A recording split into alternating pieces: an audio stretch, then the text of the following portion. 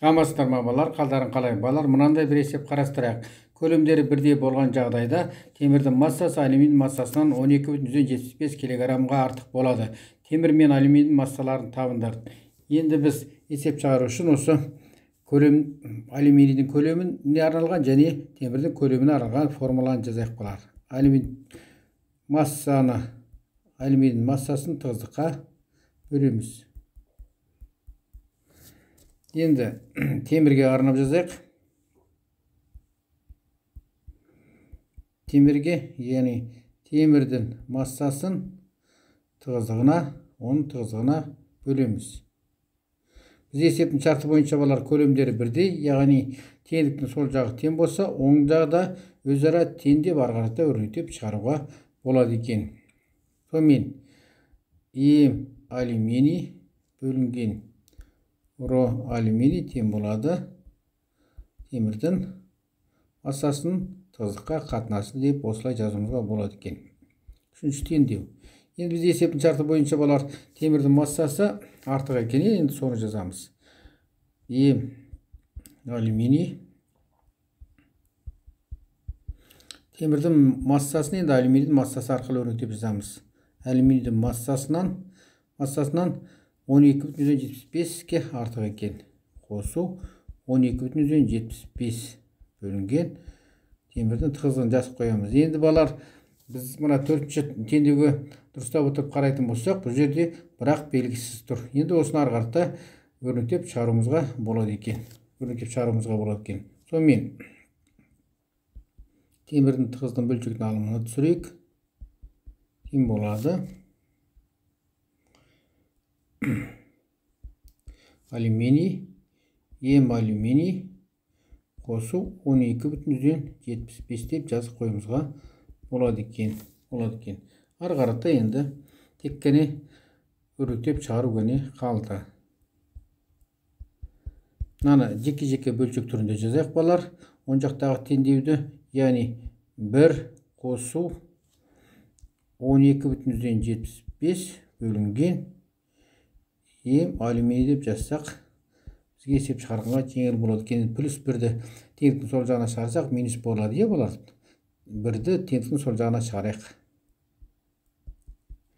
Минус 1 тең болады 12,75 бөлінген алюминийдің массасы деп жазып қоямыз. Енді теңдік сол жағын ортақ бөлімге келтіріп жіберейік, өзімізге есептегенге ыңғайлы болу үшін. Ро алюминий, яғни темірдің тығыздығынан алюминийдің тығыздығын алып тастаймыз. Ары қарата теңдіктің оң жағын өзін жазып қояйық. 75 бөлінген алюминийдің массасы. Енді осы жерден балалар алюминийдің массасын өрнектеп шығарып алуға болады ғой. Алюминий тең болады 12,75 көбейтілген алюминийдің тығыздығы темірдің тығыздығынан алюминийдің тығыздығын алып тастаймыз.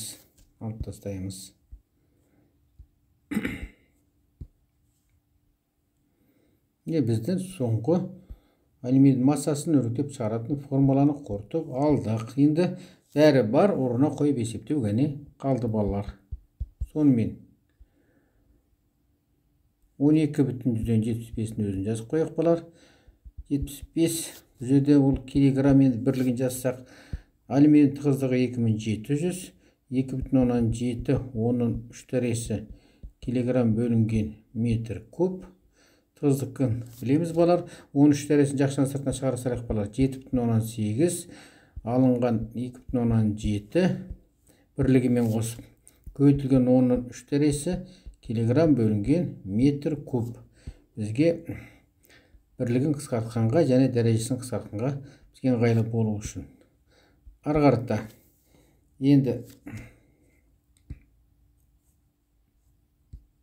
бөлшектің алымында 7,18-ден 2,17 алсақ 5,1 қалды.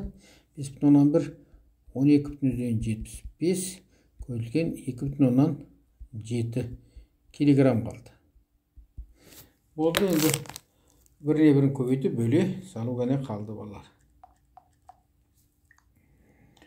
12,75 көбейту 2,7 бөлу 5,1 6,75 килограмм дейді.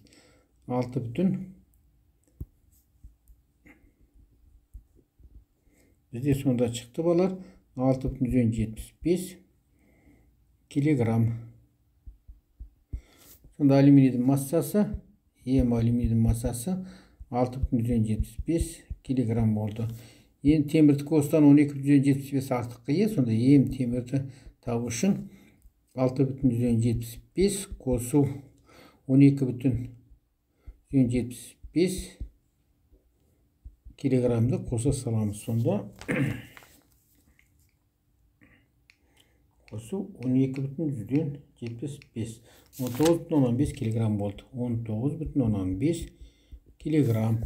Сонымен балар жауабын жазсалайық.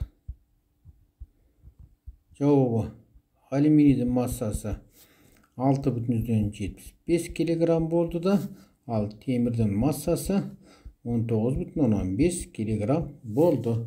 Осымен сабағымыз аяқталды. Қош сау болыңыздар.